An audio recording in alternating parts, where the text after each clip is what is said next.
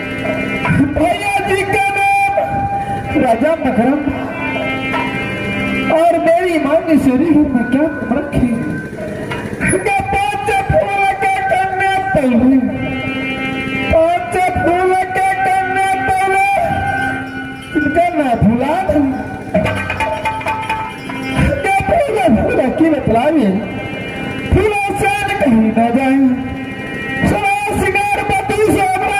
अपने धोखे में पड़ती तो बुराई बरगद में कहीं ना या दीदी सुना दे बच्चन पर मान पर समय की लागत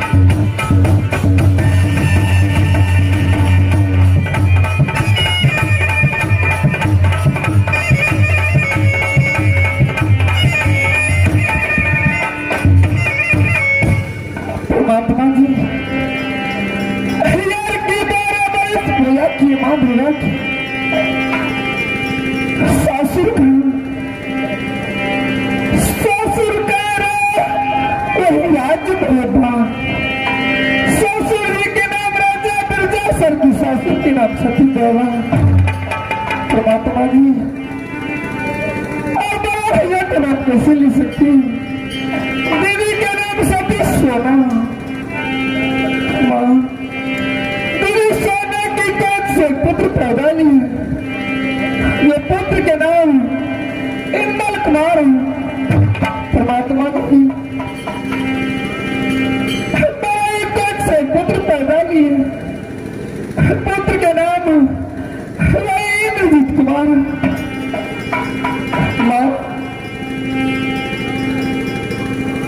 जब इंद्र 10 वर्ष पहला और इंद्रजीत 5 वर्ष का तो स्वामीनाथ कहा तो मनपुर कॉलेज में नाम लिखवा दिया और इंद्रजीत राज्य महादेव से जब तक परवाना नहीं जाएगा मनपुर कॉलेज तब तक दोनों बालक आ नहीं सकते हैं अगर बिना परवाना को आ गया तो सबसे मतलब कर दूंगी माँ आज 12 बरस दोनों पुत्र को मधुपुर कॉलेज में बीत रही है लेकिन प्रेम की चंडाल मेरी स्वामीनाथ थी अभी तक राज्य महादेव से कोई परवाना नहीं भेजी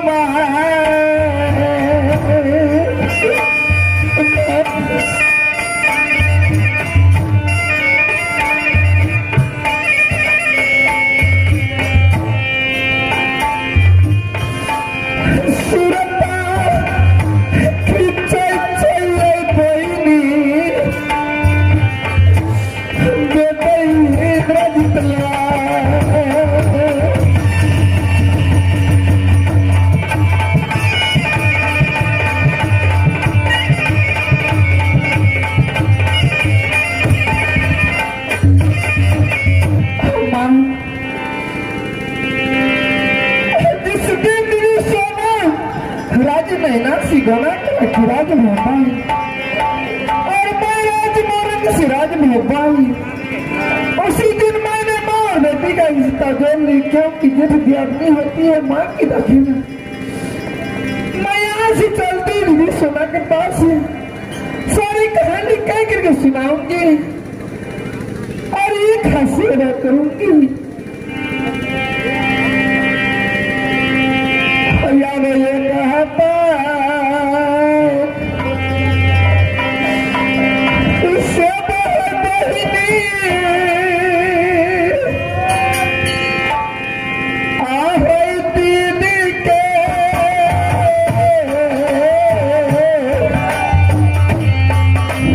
तेरा भाई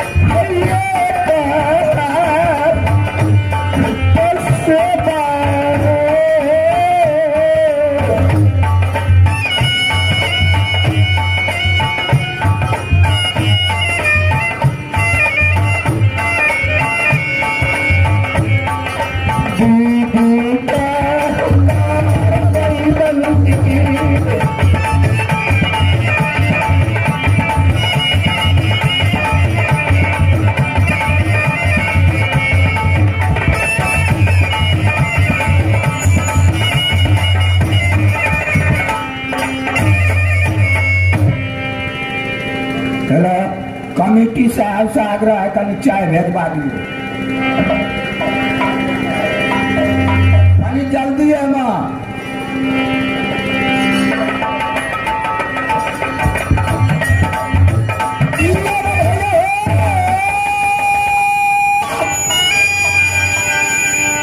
सुनो